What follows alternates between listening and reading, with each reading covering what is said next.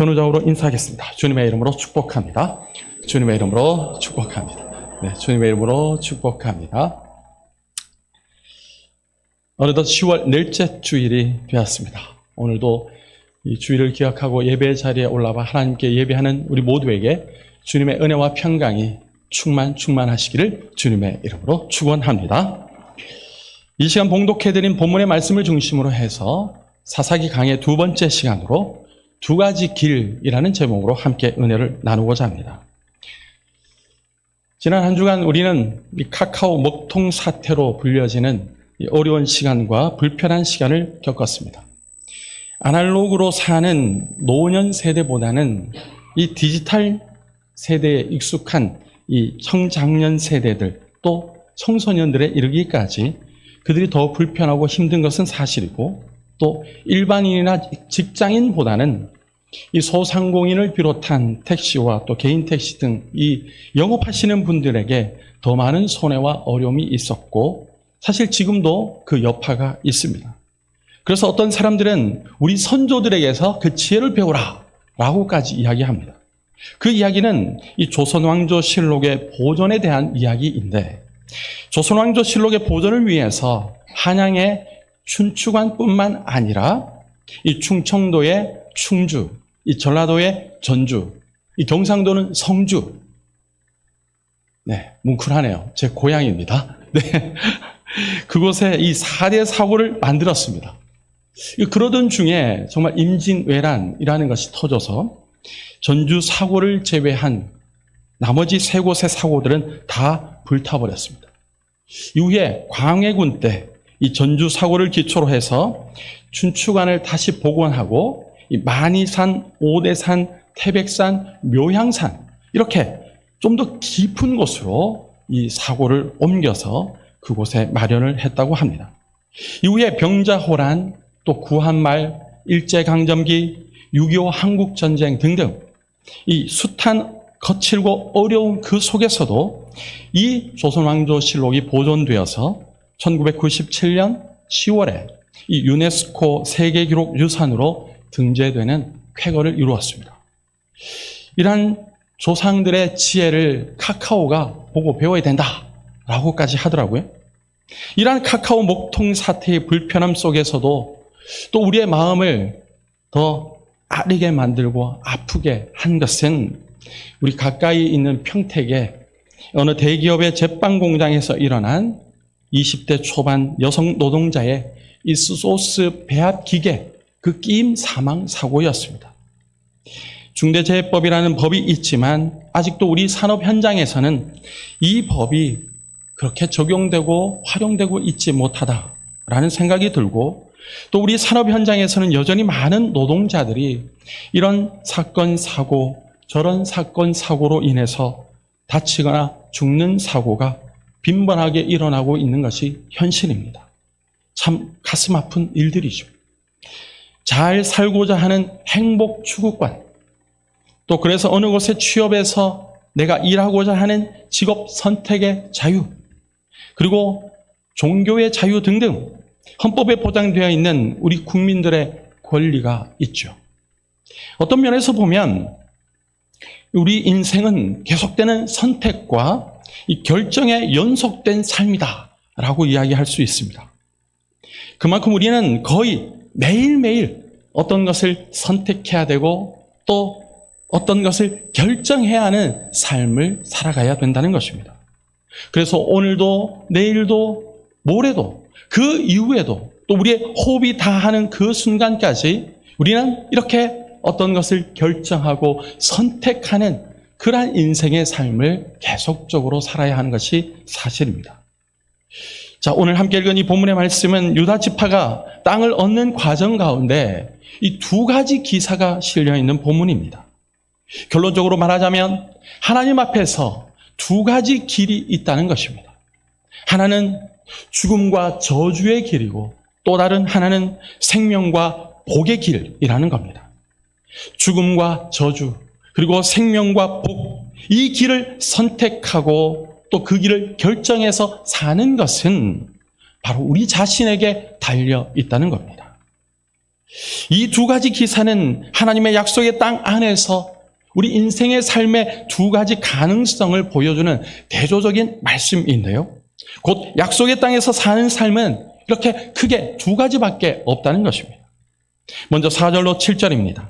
아도니 베섹의 기사는 바로 죽음과 저주의 길을 보여주고, 또 반면에 11절로 15절의 악사와 온니엘의 기사는 이 생명과 복의 길을 우리에게 보여주고 있습니다.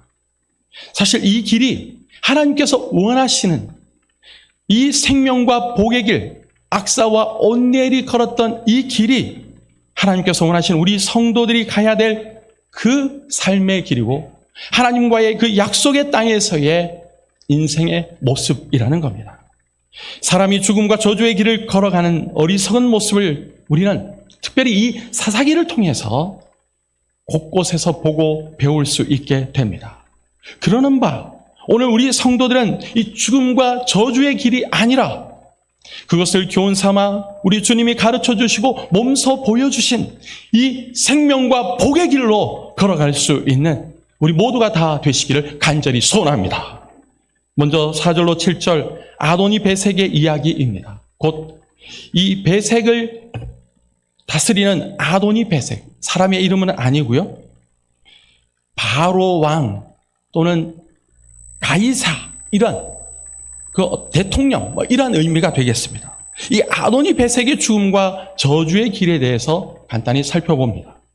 유다 지파가 가나안 사람들과 싸우러 올라가자 하나님께서 이 가나안 족속과 브리스 족속을 유다의 손에 붙이십니다. 그럼으로써 유다는 이 베섹에서 1만 명을 죽입니다. 그리고 도망치는 베섹의 통치자, 즉 이 아도니 베섹을 쫓아가서 그를 사로잡습니다. 그리고 그의 엄지손가락과 그의 엄지발가락을 잘라냅니다. 다시는 무기를 잡지 못하게 한 거죠. 이 잔인한 광경입니다. 하지만 그 당시의 전쟁의 풍습이라는 거죠. 그것을 알 수 있는 대목이 바로 7절에 이 아도니 베섹이 이야기하는 것을 보면 알 수 있습니다. 우리 다 같이 7절의 말씀을 한 목소리로 읽겠습니다. 7절 시작. 아도니 베섹이 이르되 옛적에 70명의 왕들이 그들의 엄지손가락과 엄지발가락이 잘리고 내 상 아래에서 먹을 것을 줍더니 하나님이 내가 행한 대로 내게 갚으심이로다 하니라. 무리가 그를 끌고 예루살렘에 이르렀더니 그가 거기서 죽었더라. 아멘. 이 아도니 베섹의 이야기, 이 고백을 보면 인과 응보를 하나님께로부터 받았다라고 이야기합니다. 아도니 베섹이 당시에 이 도시국과 70명의 왕들의 그 엄지손가락과 엄지발가락을 잘라내고 자기 상 앞에 아래에서 먹을 것을 주었다라고 이야기하면서 하나님이 내게 행한 대로 내게 갚으심이로다 라고 이야기합니다. 이러한 잔인한 전쟁 풍습의 행위를 말하면서 이들을 내가 개 취급했던 막강한 권력의 소유자였는데 오히려 이제는 유다에게 잡혀서 아도니 베섹 자신이 이렇게 험한 꼴을 당하고 있다라고 이야기합니다. 이 세상 권력이 덧없다는 것을 보여주는 아이러니요 역설의 한 장면을 우리가 이 아도니 베섹의 고백을 통해서 엿볼 수 있습니다. 더군다나 이 세상에서 내로라는 권력들은 예나 지금이나 하나님을 섬기지 않는 한 결국은 이런 꼴이 되고 만다는 것을 우리는 역사적으로 보고 알고 있고 또 우리나라 이 근현대사를 봐도 알 수 있는 대목입니다.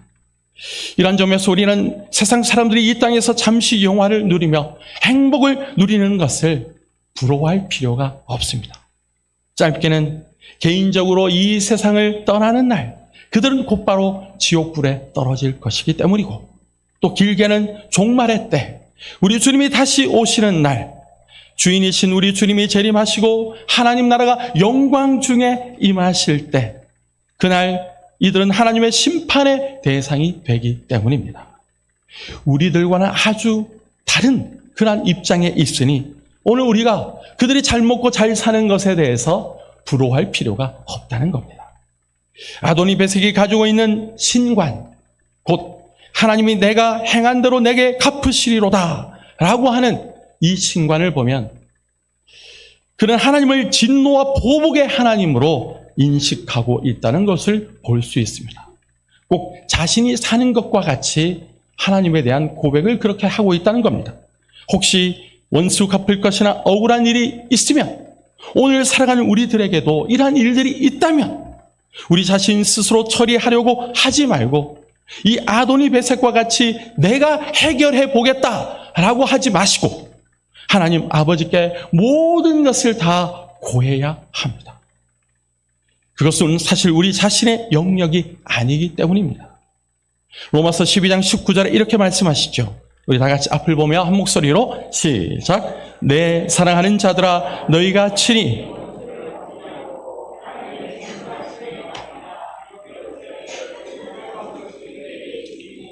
내가 갚으리라고 주께서 말씀하시니라. 아멘. 하나님을 예수님으로 주인으로 나의 왕으로 받아들이지 않으며 대항하는 자들에게는 무서운 진노의 하나님이십니다. 그렇죠. 아도니베섹은 하나님을 주인으로 왕으로 모시지 않고 살았기에 그는 이 예루살렘에 끌려와서 비극적 종말을 맞게 되었습니다. 그는 하나님 없이 예수님 없는 십자가 없는 죽음과 저주의 길을 걸어갔던 겁니다. 결국 한 인간의 궁극적 결말은 역사의 주인이신 하나님을, 예수님을 나의 주인, 나의 왕으로, 나의 구세주로 받아들이느냐, 그렇지 않느냐에 달려있는 줄로 믿습니다. 두 번째는 악사와 온니엘의 결혼 이야기 기사입니다. 유다는 예루살렘 성을 점령하고 계속해서 남방으로 이동합니다. 그러면서 기럇 아르바 곧 헤브론을 취하고 세세와 아히만과 달메 같은 용사들을 죽이는 이 전공을 계속해서 이어갑니다. 그 후에 유다 지파는 기럇 세벨 곧 드비를 공격하게 되는데 이때 악사와 온니엘이 등장합니다. 이 85세 나이에도 불구하고 그 당시에 이 산지를 내게 주소서라고 외쳤던 그 약속의 땅을 차지했던 우리가 잘 알고 있는 갈렙, 그 갈렙이 드비를 공격하여 취하는 자에게 자신의 딸 악사를 아내로 주겠다라고 선언하죠. 이때 조카인 온니엘이 드비를 쳐서 취하는 그 용맹을 발휘합니다. 그리고 갈렙은 그 약속대로 자기 딸 악사를 이 온니엘에게 아내로 줍니다. 온니엘의 용맹함과 더불어서 악사가 참으로 현숙하고 지혜로운 여인임을 오늘 본문을 통해서 우리가 보게 되는데, 현숙하고 지혜로운 여인 이 악사는 온니엘을 시켜서 아버지 갈렙에게 땅을 요구하도록 했습니다. 결국 원하던 밭을 아버지께로 얻어내죠. 그리고 여기에다가 이 밭뿐만 아니라 샘물을 구합니다. 자, 본문의 15절 우리 다 같이 한 목소리 읽겠습니다. 본문 15절 시작. 이르되 내게 복을 주소서, 아버지께서 나를 남방으로 보내시니 샘물도 내게 주소서 하매 갈렙이 윗샘과 아랫샘을 그에게 주었더라. 아멘. 지혜롭고 현숙함을 드러내고 있습니다. 밭만 있고 물이 없다면 무슨 소용이 있겠습니까? 그렇게 해서는 농사를 지을 수도 없기에 지혜를 발휘해서 밭뿐만 아니라 샘물을 구하는데 윗샘뿐만 아니라 아랫샘물까지 얻게 되었다는 겁니다. 악사와 온니엘은 일종의 결혼 선물로 이 밭과 샘물을 받아서 풍성한 삶, 그것을 보장받았습니다. 이것이 생명과 복의 길이니 또 다름없는 세상과 그 어느 것과도 비교할 수 없는 그러한 은혜이니 바로 생명과 복의 길을 얻은 것이다 라고 할 수 있죠. 이것은 곧 이 두 사람의 결혼 이야기로만 그치는 것이 아니라 이스라엘 백성들이 하나님과 맺은 이 언약의 조건을 충족하기만 하면 풍성한 생명과 풍성한 은혜의 복이 무엇인지를 알려주고 가르쳐주기 위해서 기록된 하나님의 말씀으로 당시의 이스라엘 백성들에게 믿음의 본이 될 뿐만 아니라 오늘을 살아가는 우리들에게도 그러한 하나님의 기록된 말씀으로 우리가 쫓아가야 될 생명과 복의 길로 말씀하고 있다는 사실입니다. 하나님만 전적으로 의지하는 신앙과 용기를 가지고 하나님의 이 약속의 말씀을 붙잡고 가나안 종목만 하면, 하나님께 충성하고 헌신하기만 하면 약속의 땅에서 얼마든지 하나님께로부터 은혜와 복을 받고 풍성한 삶을 살 은혜의 가능성이 활짝 열려 있다는 것을 보여주고 있는 대목입니다. 오늘 살아가는 우리들도 마찬가지입니다. 온니엘처럼 가난한 사람들을 몰아내고 약속의 땅을 믿음으로 차지하기만 하면 땅과 샘물까지 보너스로 얻게 되는 이 생명과 복의 길을 걷게 된다는 사실입니다.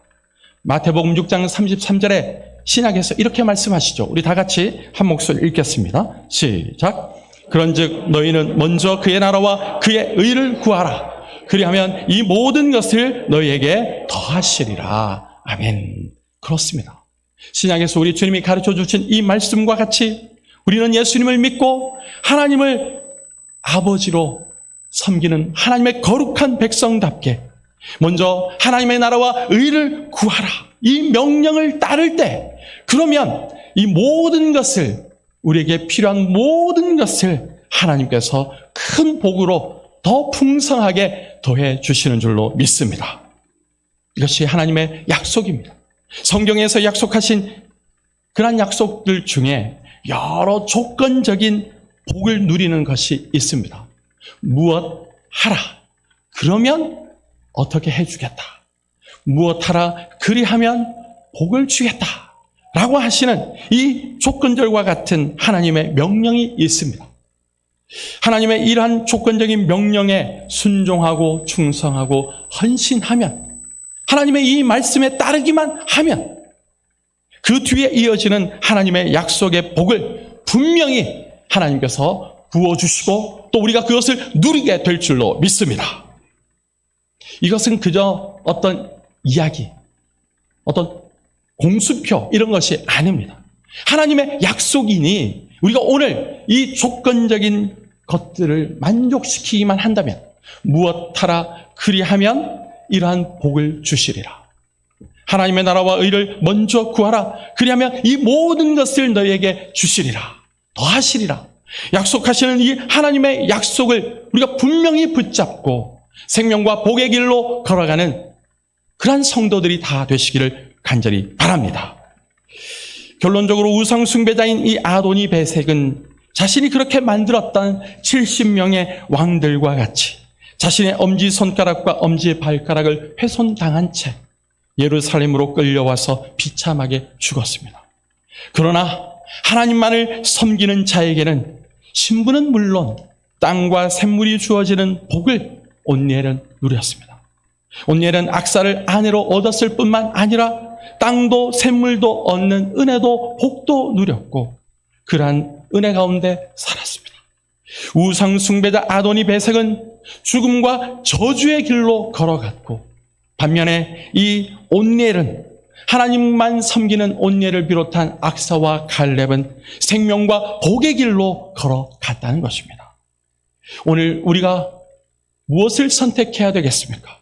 나와 내 집은 오직 여호와만 섬기겠다는 여호수아의 고백이 생각나는 이 대목에서 오늘 살아가는 우리들도 하나님만, 예수님만 붙잡고 주님이 주신 이 생명의 말씀을 좇아 생명과 복의 길을 걸어가는 우리 모두가 다 되시기를 간절히 소원합니다.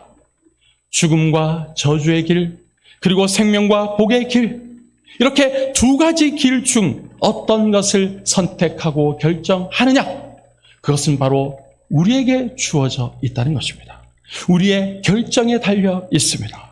오늘도 내일도 모레도 그 이후에도 우리 인생이 계속되는 그 시간 동안 우리는 계속적으로 선택과 결정의 상황들이 우리 앞에 놓이게 되는데, 그때마다 우리는 하나님께서 기뻐하시는 이 믿음의 선택과 믿음의 결정들을 통해서 하나님께서 약속하신 이 놀라운 은혜를 누리고, 그렇게 하나님 앞에 믿음의 용장들이라고 인정함을 받으시기를 간절히 소원합니다.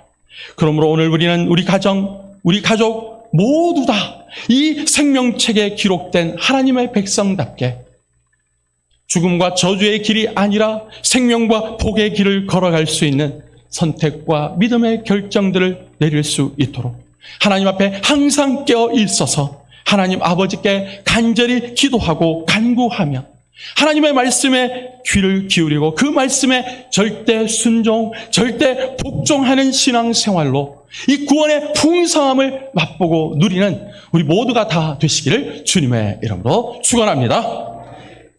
기도하겠습니다. 좋으신 하나님 아버지 은혜를 감사